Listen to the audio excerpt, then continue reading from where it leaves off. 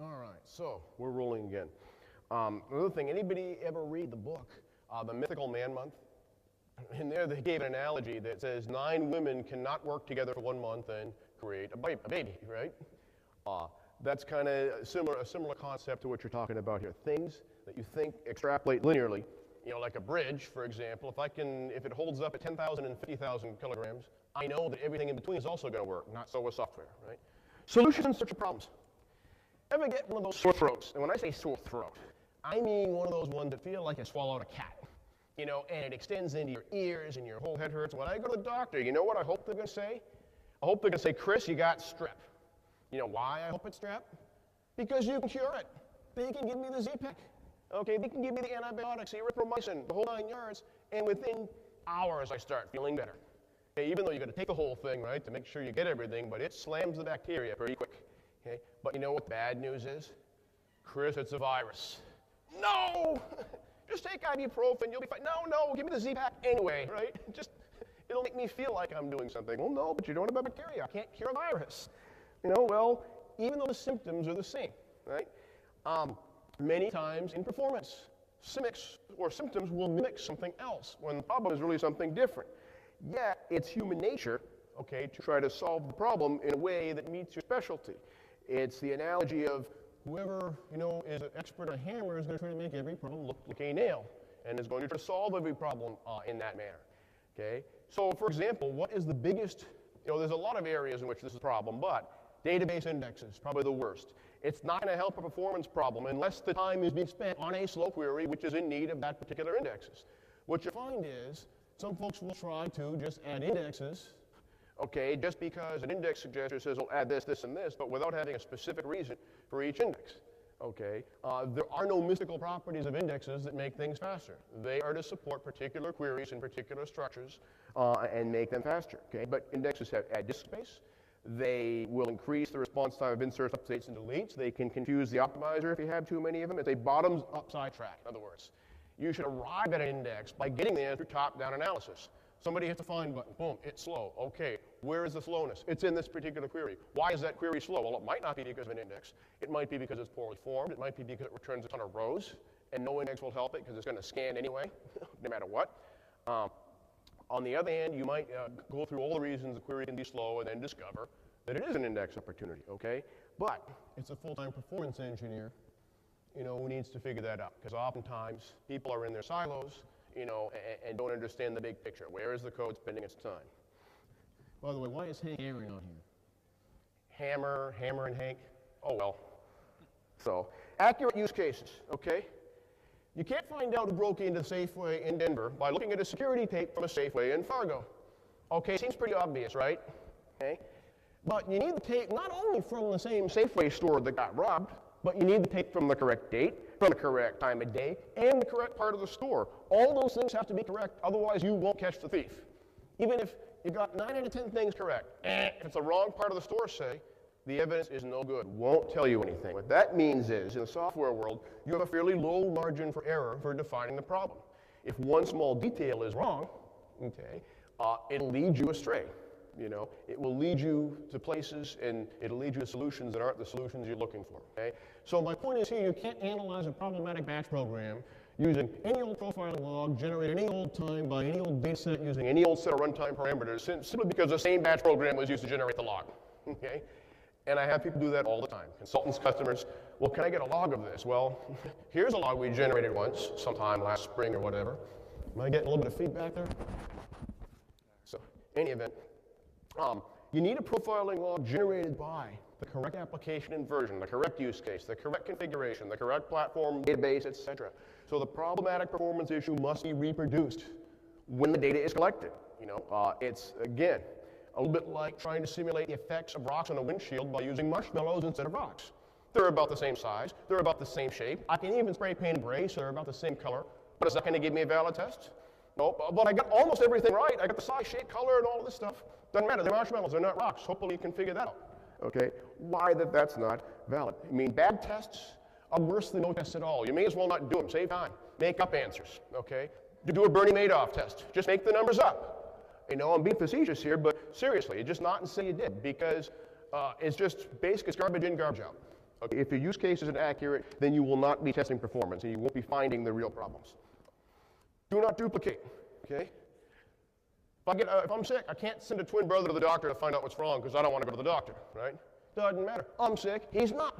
And maybe he's across the country someplace. And, you know, whatever, he's not even close to me, okay? I mean, if I break my leg, I can't have my brother treated. I can't have my brother examined the X-rays. Okay, remember those Doublemint ads from the 70s? Remember they always used to show two of somebody? You'd find all these identical twins and have them be in the ads. Anyway, it's the same thing in performance, okay? Ever hear the infamous, let me duplicate your issue, you know, over here at the help desk? Well, performance issues, you know, are something that on a production system, they've got different data, they've got different machines, they've got different networks, okay? One small detail being missed can mean an entire code path is being missed, okay, and you'll miss the problem, okay? If anybody's ever shot a rifle, a range, say a 200-yard range, and you're shooting a high-powered rifle, your target, basically your crosshairs covers the entire target, okay? And if you move the gun a fraction of an inch from where you sit, 200 yards away, that translates to 2 feet, and you miss the target entirely. Okay, another way of thinking of these things, that if one small detail is missing, you will miss the problem. So if you try to duplicate a customer's environment, try to clone their environment, if you will, you can miss the problem entirely. Here's a quote from one of our customer support managers, and it says, the interesting thing about performance is the sheer number of influencing factors that can cause even savvy developers to make wrong choices. Customer-specific data, indexes, user behavior, rows and table, database optimization, speed, machine speed are all factors other than code, okay? So the bottom line is you need real data from a customer environment done on their premises with their use cases, okay, to be accurate. And what this implies, usually, is that the customers have to have a test system which mimics their live environment on their site. In my opinion, this is not a luxury. Well, that's expensive. We can't afford that. Fine, but you better be able to afford the downtime of your live system then, if something goes wrong.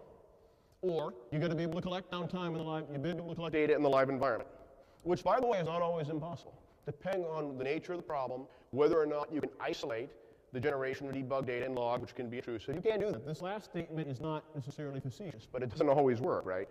So again, if you can't afford a test environment, you better be able to afford downtime. You better be able to afford that, okay? Performance first principles, okay? You cannot pass a college-level open book exam by memorizing facts. Anybody ever have an open book exam in college? If you did, you know one thing, you don't want that, okay? Why is that? They can ask anything. Anything is on the table since you have all the reference in front of you, right? Not to say that memorizing some of the key facts so you don't have to spend time flipping through pages is helpful. It helps streamline the process. But the facts are part of the process, okay? They don't replace it. That's why performance, again, you don't execute performance analysis starting with a top 10 list, rules of thumb, anecdotes, even though this is what I get asked all the time. The reason is you're not going to be able to interpret those principles and anecdotes in the proper way, okay? Because a single action item from one of these lists might seem to fit a certain situation, but might not represent where the time is being spent, right? So in other words, somebody might say, okay, buffered inserts is a great way to improve performance. This batch application has inserts, okay? It has a lot of inserts, so I'll just put buffered inserts. But it's going to take me a week of coding effort, blah, blah, blah, QA testing. Well, what if only 3% of the time was spent doing those inserts? The reason you got that wrong and that effort was kind of wasted is because, okay, you didn't understand first principles. I got to know where the time is being spent so I know which one of these top 10 list items in order to apply. It's kind of like, well, if you put an object in water, it displaces water, right? I can prove that in a bathtub. Okay, I can overflow the bathtub, whatever. I get in a full bathtub. So to solve the problem of ocean levels rising, don't have people swim. Because if everybody in all the beaches of the world would get out of the water, then the levels would drop, right? That might be technically true, but it is irrelevant, okay? You have to understand first principles, the scale involved, and whatnot, okay? Every performance situation is different. And what I've found, too, is to solve these issues, you need help. I know I can't do it myself. I mean, sales order entry, well, that's kind of like the app I use when I order stuff from Amazon.com, right? Something like that. I mean, I know enough to be dangerous, and barely that. Subject matter experts includes application developers from both the tools and the app side, DBAs, business analysts that understand how this thing is being used, okay? So what I say here in terms of my takeaways, tips are for waiters, analysis is for engineers, technicians read from the list created by engineers, and if you're a technician, you want to become an engineer, add new items to the list, okay? You become an engineer when the top 10 list becomes the top 11, okay? Who's going to add number 11 to that list? To streamline the process of where's the code spending its time even more, okay? So next, moving along to all CPUs wait at the same speed. Going with our car analogy again, this time turning it on its head a little bit. If I want to get to work faster, okay, I can't just buy a faster car. Well, geez, I can buy a Maserati for $300,000 and it can go 180 miles an hour, which is 3 times faster than my little beater car will go. So my commute of an hour now gets reduced to 20 minutes, right? Just doing the simple math, the numbers work out, right? Doesn't exactly work that way. Okay, forgetting the fact you got stop signs, traffic lights, fines, jail time and whatnot, limiting my speed. Even if that weren't the case, what if there's traffic? Then I'm going to be just a fast car right in traffic, right next to or behind all the other beater cars. It doesn't matter that I get a faster car. I can't make it go faster if it's stuck in traffic. Okay, that's just a simple fact. And in the performance world, heck, I've seen desktop PCs that will run certain batch programs faster than a server-class machine. Okay? The reality is response times and run times have many possible causes, and many of these are not a function of the size of the machine or the speed of the CPU. Okay? If you've got contention issues, row locking, transaction processing issues, long-running SQL, all of these things block the program. I can't make a piece of software wait faster. Okay? I can't make software do nothing faster. CPU's speed only impacts running code, not waiting code. All right? So if a program takes a long time to do something, okay, because something isn't running or nothing is happening, doesn't matter that I spend all the money in the world, the biggest machine in the world, that isn't going to address the problem. Okay? So performance analysis is not done on paper. Okay, you wouldn't fly in an aircraft that's been proven to fly only in paper simulations. Unless you're this guy, you know. The great Chuck Yeager had the right stuff. That's what he did for a living. He was a test pilot of planes nobody'd flown before, okay? That's great, but I don't know if that's what I want to do. I don't know if that's what you want to be into either. Bottom line is performance analysis is not static analysis of code. Performance is inherently a dynamic runtime activity. It's not done by reading code alone. Not that reading code doesn't give you context and maybe confirm some of your assumptions in your analysis, but the bottom line is the human brain is like a computer. You know what speed it runs at? About 27 hertz or so, give or take, is what I've heard. Now, why try to run a piece of software that was meant to run on a multiple gigahertz machine with a 27 hertz computer? Because that's what you're doing when you try to simulate code and all the machinations and all the complex things that can happen when you hit return. It's just simply not a predictable thing. Chaos theory applies, right? You don't know all the interactions, everything that's going to happen unless you just run it. There's no way of predicting it without running it, okay? And, you know, this is where I've got a quick little case study here, or at least the punchline from a case study. We had a modification to a batch program at a customer. A customer did their own customization to one of our standard pieces of code, and it resulted in greatly reduced throughput. We had a consultant research the matter and said a significant modification was made, but apparently it caused major timing differences. And the modification that was made was the select was selecting the same number of columns, but one of them was changed. An order number was the old change, and then the new select selected on invoice number. But the thing is, there can be many, many orders for the same invoice number. So there's a great big fat one-to-many relationship that's going on here. DOCO to DOC. Those are our weird J.D. Edwards abbreviations for some of these columns.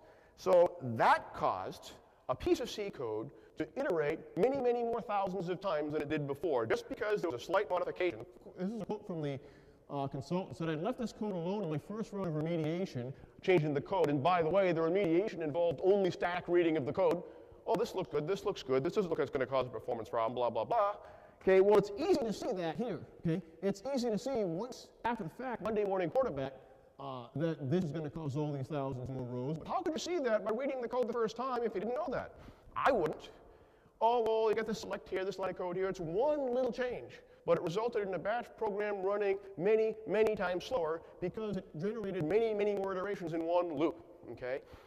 And on the other hand, I've seen code changes that have involved a lot of lines of code that haven't been very intrusive, okay? So again, it's the Kierkegaard quote is down here. Life can only be understood backwards, but it's got to be lived forwards. Okay, you've got to run code to figure out what's going on. So the whole is not equal to the sum of the parts. If I light a match that's in a room that's full of 2 parts hydrogen and 1 part oxygen, boom, right? On the other hand, if I pour a bucket full of hydrogen and 1 part oxygen onto the resulting fire, poof, Okay? It's funny how the same exact amount of chemical elements can do very, very opposite things once they're somehow combined, right? That's the same thing in software.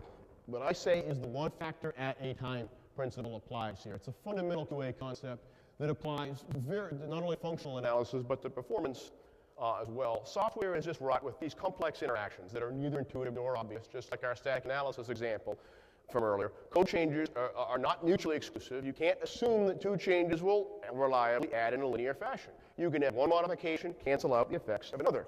Exhibit A on that. Okay? We had a problematic batch program that was run typically as 10 concurrent jobs to process its data. We profiled the job, we made code changes, the code changes removed huge sections of the code. And we knew it reduced the CPU cycles considerably in order to process each piece of data. However, once we ran this thing, it ran in about the same amount of time. Okay, the same 10 concurrent job set, even after we made these changes, which we knew reduced the CPU. So what's going on here? What's happening? Well, this was due to the interaction of two different factors, which we didn't anticipate. These four vertical bars here represent, as time goes on, the four different jobs. What's written here is I/O, or database I/O. And before we made the code change, because there was excess code cluttering this runtime, we had the I/O across all the four jobs was kind of separated, and the probability of locking or seizing conflicts in the jobs really wasn't there as much. It didn't happen as often because it wasn't as likely to happen because, the I/O was separated. However, once we made each job, more compact in terms of what the CPU did, now these I/O were more closer together. There was more probability of these jobs, conflicting with each other, and that created a certain type of a lock called a seize lock that you get on the IBM iSeries platform. And with this, these seize locks, from a time standpoint, pushed the jobs right back up part again. But instead of because of CPU time, now it was because of wait time. Okay. Now, again, something you can't predict and you can't see ahead of time unless you actually run the code. About 10 minutes. Right. Thanks. You got to be in good shape. Discovering Pluto. The way Pluto was discovered, and I guess it's not a planet anymore, but that's a whole different ball of wax, whole different discussion.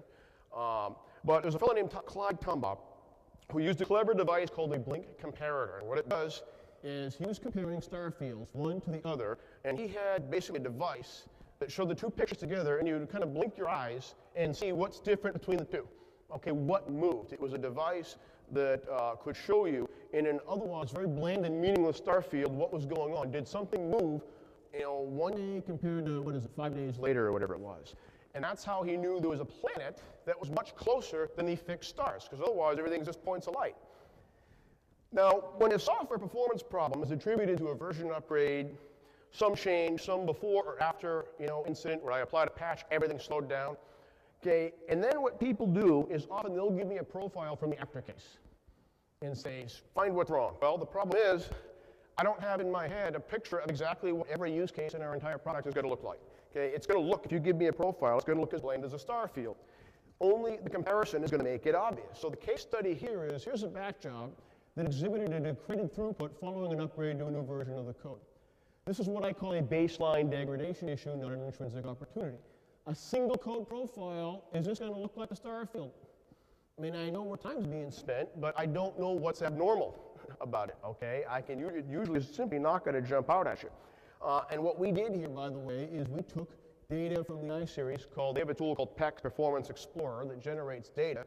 We wrapped a little MFC user interface around it that we can quickly sort and analyze this data, and building your own tools is something I recommend. We've got the resources to do that, by the way.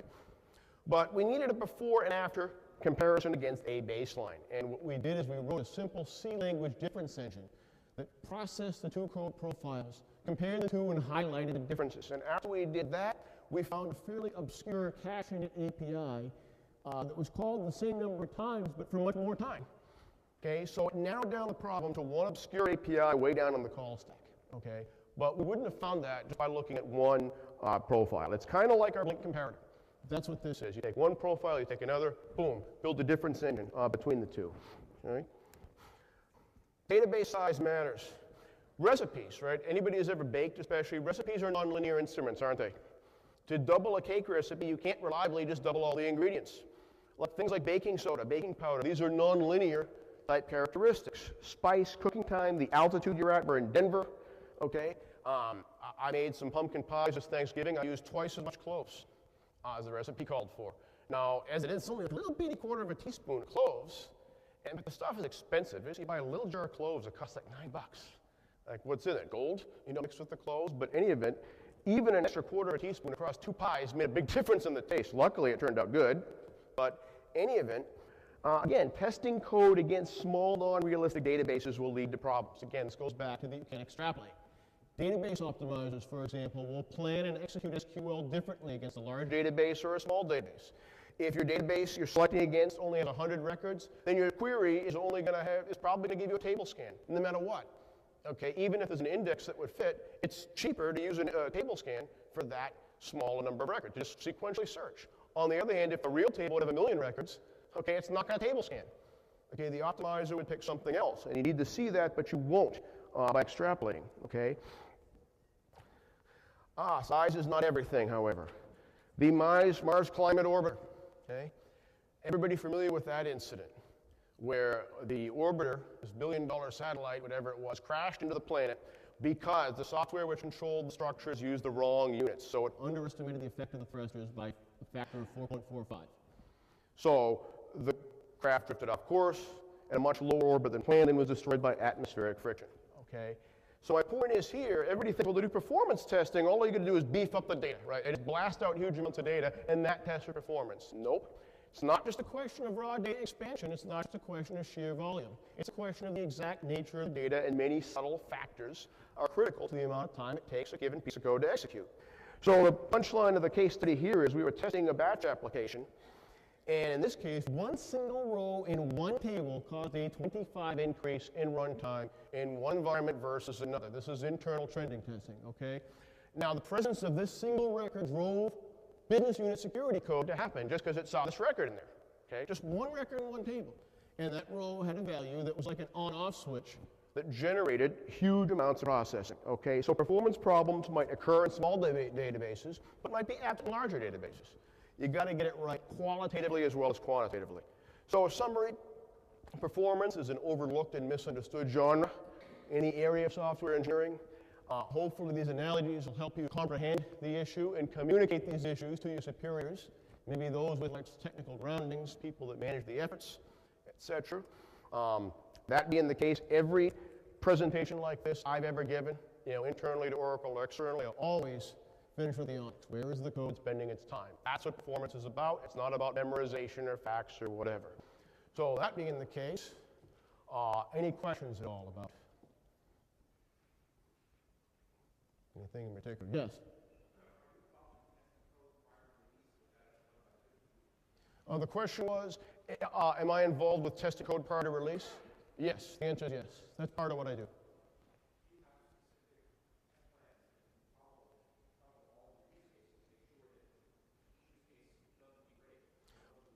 The question was, do we have specific test plans that make sure each use case doesn't degrade from one release to the next? The answer is a resounding yes. We have a whole effort that we do regularly that we call trending. Okay, trending from one version to another, where we have a big effort, we install, version N and version N+1 on the same machine, hitting against the same database, other than the fact that the database sometimes changes between releases, so that's one of the factors that could affect things. Run the same use cases here, there. And we've got many, many scripts to do this, of which we have a core group of scripts that we call our day in the life, our DIL scripts. Day in the life because it's a suite of interactive and batch programs that are typical that scope what our users typically use, even though there's not such a thing as a typical customer, but the answer is yes. Anything else?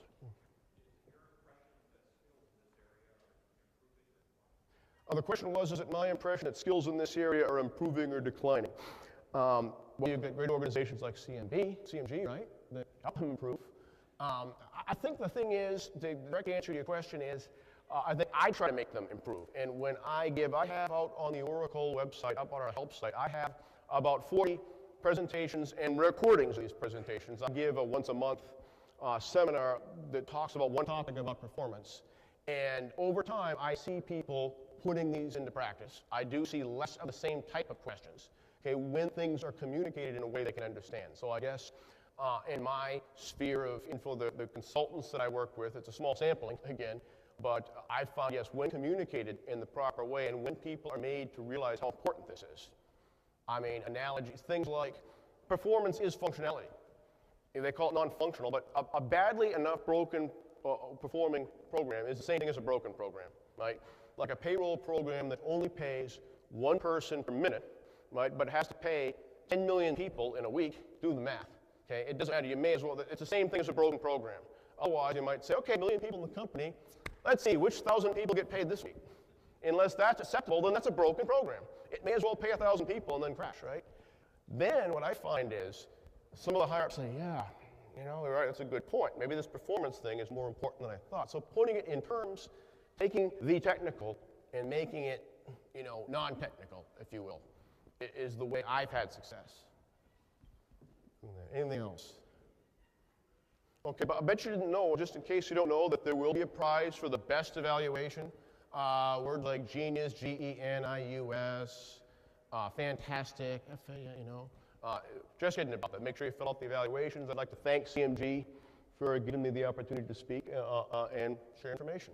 Thanks, Chris. And on behalf of CMG, I'd like to thank you with a certificate to document our time together. Appreciate it all. Is this a check or anything? It's not. Yeah, we'll attach a drink ticket. Oh, yeah, right, all right. Thanks all. This is session 421 on your session evaluation. Thanks a lot. Everybody see the movie The Grinch? Somebody